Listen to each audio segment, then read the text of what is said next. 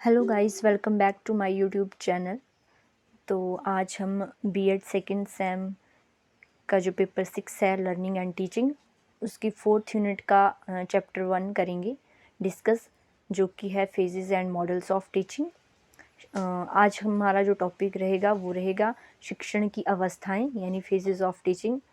तो शिक्षण की 3 जो मेन अवस्थाएं हैं वो हैं प्री एक्टिव स्टेज यानी पूर्व क्रिया अवस्था, इंटरेक्टिव स्टेज ऑफ टीचिंग यानी अंतःक्रियात्मक अवस्था, और थर्ड है हमारी पोस्ट एक्टिव स्टेज यानी उत्तर क्रिया अवस्था।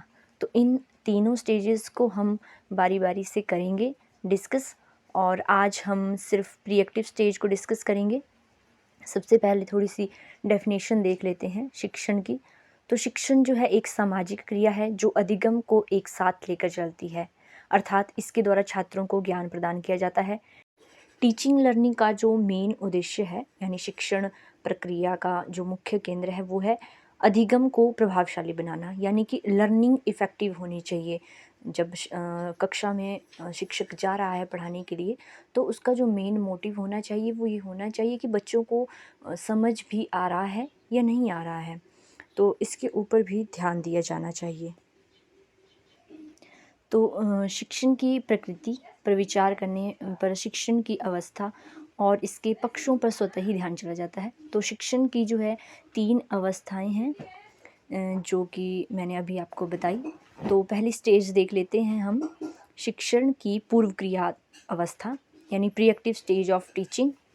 तो इस अवस्था में शिक्षण के लिए योजना बनाई जाती है, यानी कि शिक्षक जो है कक्षा में पढ़ाने से पहले अपने कार्यालय में या घर पर बैठकर जो है वो शिक्षण की योजना बनाता है कि कक्षा में पढ़ाने से पहले अध्यापक जो भी योजना बनाता है या कार्य करता है वह इसी अवस्था के अंतर्गत आता है। तो इस अवस्था में निम्नलिखित क्रियाएं सम्मिलित हैं।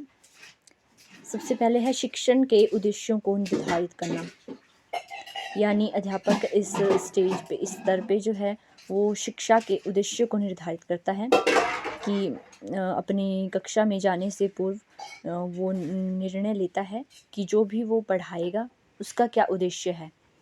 इसके लिए शिक्षक छात्रों के पूर्व ज्ञान, पूर्व व्यवहार, पूर्व अनुभव, कक्षा स्तर, उनकी आयु, उनकी जो मानसिक योग्यता है, इन सभी के आधार पर वो उद्देश्य का चयन करता है कि अपनी शिक्षण सामग्री से या अपने उस टॉपिक से जो भी वो पढ़ाने जा रहा है वो बच्चों में कौन से चेंजेस लाना चाहता है, उसका उस विषय को, उस टॉपिक को पढ़ाने का मेन जो ऑब्जेक्टिव है वो क्या है। तो इसमें वो उसका निर्धारण करता है। नेक्स्ट है पाठ्यवस्तु के संबंध में निर्णय लेना। अब जब उसने अपने उद्देश्य को निर्धारित किया, तो नेक्स्ट जो स्तर है वो है पाठ्य सामग्री के तत्वों को क्रमबद्ध करना। विद्यार्थियों के सामने प्रस्तुत की जाने वाली पाठ्य वस्तु को के संबंध में निर्णय लेने के पश्चात शिक्षक पाठ्य वस्तु के अवयवों को तर्कपूर्ण और मनोवैज्ञानिक दृष्टि से क्रमबद्ध रूप में व्यवस्थित करता है। यानी कि अगर अध्यापक को किसी क्लास में नाउन पढ़ानी है तो वो किस तरीके से पढ़ाएगा, पहले उसकी डेफिनेशन देगा या फिर कुछ एग्जाम्पल्स पहले उन्हें बताएगा, उसके बाद उनको रूल्स बताएगा। तो इस तरह से वो पाठ्य सामग्री के तत्वों को क्रमबद्ध करता है। पाठ्यवस्तु और छात्रों के स्तर को ध्यान में रखते हुए अध्यापक अपने प्रस्तुतिकरण के लिए समुचित शिक्षण की व्यूहरचना का चयन करता है। तो नेक्स्ट है हमारे पास शिक्षण युक्तियों का चुनाव। पाठ्यवस्तु को क्रमबद्ध रूप से व्यवस्थित करने के बाद अध्यापक इस बात का चुनाव करता है कि उस पाठ्यवस्तु को छात्रों के समक्ष प्रस्तुत करने के लिए कौन कौन सी शिक्षण युक्तियाँ, विधियाँ, उदाहरण तथा सहायक सामग्री का प्रयोग करेगा।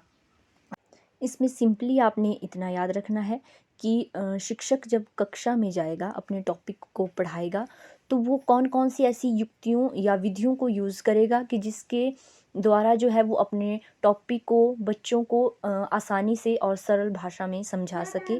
वह कौन सी सहायक सामग्री का प्रयोग करेगा, दृश्य श्रव्य सामग्री का प्रयोग करेगा, तो इन सब का वो चुनाव करेगा। ठीक है। नेक्स्ट है हमारे पास शिक्षण युक्तियों का वितरण। अब शिक्षण विधियों और प्रविधियों का चुनना ही अहम नहीं होता है, जैसा कि बल्कि उनका वितरण भी एक शिक्षण प्रक्रिया में मुख्य स्थान रखता है।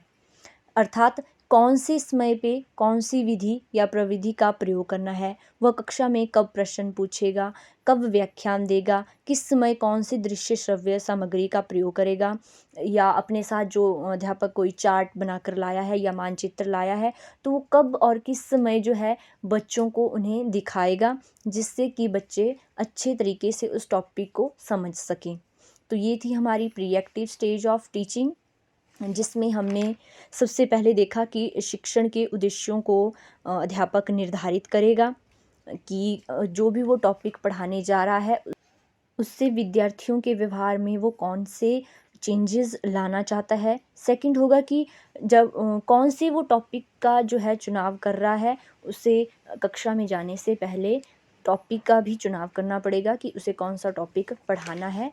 और उसके बाद पाठ्य सामग्री के तत्वों को क्रमबद्ध करना कि जो भी उसने टॉपिक चूज़ किया है उसको डिवाइड करेगा कि पहले इस टॉपिक में उसे क्या पढ़ाना है और उसके बाद क्या पढ़ाना है। उसके बाद जो शिक्षण युक्तियों का चुनाव करेगा कि कौन सी ऐसे मेथड्स हैं जिनको यूज़ करके वो उस टॉपिक को अच्छे तरीके से बच्चों को समझा सकता है। और लास्ट है कि जो भी उसने सहायक सामग्री का जो प्रयोग करना है उनको वो डिवाइड किस तरीके से कर रहा है। कोई मानचित्र है, चार्ट है, कोई अन्य जो है दृश्य श्रव्य सामग्री है, ऑडियो विजुअल एड्स है, उनको जो है किस समय वो विद्यार्थियों को दिखाएगा, किस समय जो है वो विद्यार्थियों से प्रश्न पूछेगा, कब जो है वो व्याख्यान देगा। तो इस तरीके का वो इसमें चुनाव करेगा, उनका वितरण करेगा, जो भी उसने शिक्षण युक्तियाँ उनका जो है वो चुनाव किया हुआ है। तो ये थी प्री एक्टिव स्टेज।